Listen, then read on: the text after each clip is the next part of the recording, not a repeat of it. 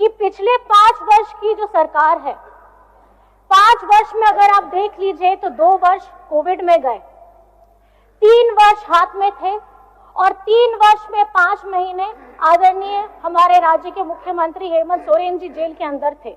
आज आपके समक्ष में जितने भी काम हुए हैं वो कुछ वर्षों के ही काम हैं, जिन्हें गिनाते हुए अगर मैं आपको कहूं तो हमारी झारखंड की मैया सम्मान योजना हो। पक्ष की तरफ से विषय को रखा जाएगा, विपक्ष वाले तर्क को प्रस्तुत करेंगे और इसी बीच मैं एक नया नवेला युवा सीखने का कार्य करूंगा।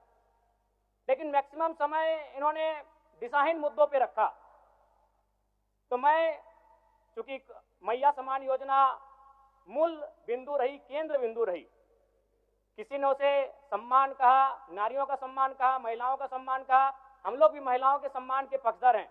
ये झारखंड की सरकार के ऊपर में जब इतना भार पड़ता है, और मैंने अपने मंचों से भी ये बार बार कहा है कि केंद्र सरकार योजनाएं बनाती है, लेकिन उनको लिए हमारे राज्य के गरीब गुरबा उन लोगों की चिंता वो तनिक भी नहीं करती है। आज पुनः वित्त अनुपूरक बजट जो कि 11,697 करोड़ 45 लाख की राशि लेकर आए हैं, तो महोदय जब पूर्व में हमारे पास जो निर्धारित राशि होती है और उन राशि को अगर हम खर्च नहीं कर पाते हैं तो फिर ऐसे बजट का एक दिशा का होना और राज्य की दिशा का अलग होना कहीं ना कहीं चरितार्थ को हम लोग उदाहरण के रूप में प्रस्तुत करते हैं।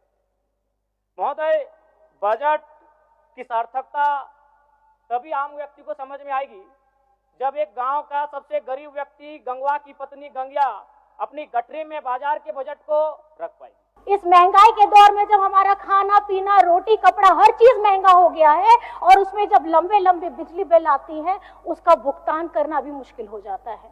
और राज्य में आज बिजली बिल की माफी की योजना दी गई है, हमारे किसानों को 2-2 लाख का ऋण माफ किया गया है। ये संवेदनशील सरकार है, ये महागठबंधन की सरकार है जो राज्य के लोगों के लिए काम करना चाहती है।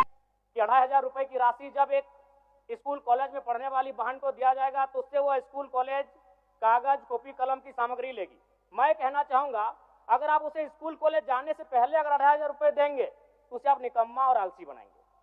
यदि आपको उस राशि को देना है तो उसके स्कूल कॉलेज जाने के बाद दीजिए, स्कॉलरशिप के रूप में दीजिए। मैं आज पुनः कहूंगा, क्योंकि आप सत्ता पक्ष में हैं, आप संभवतः अपने इस विषय को बचाएंगे, आप अपना पक्ष रखेंगे कि आपने मैया सम्मान योजना एक महान कार्य किया है।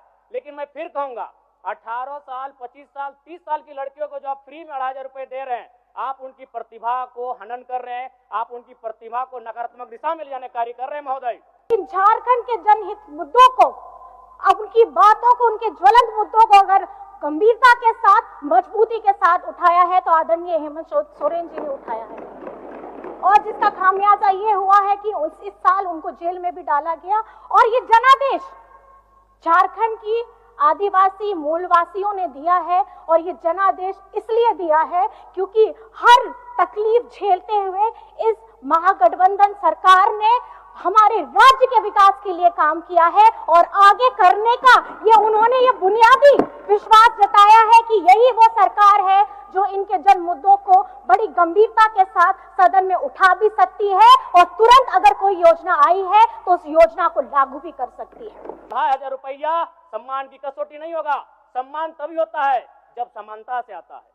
समानता है तभी सम्मान है। अगर समानता नहीं है महोदय तो किस सम्मान की आप बात करते हैं? हमारी केंद्र सरकार उसी तरीके से झारखंड को देखे जिस तरीके से गुजरात को देखती है, जिस तरीके से महाराष्ट्र को देखती है, जिस तरीके से छत्तीसगढ़ को देखती है।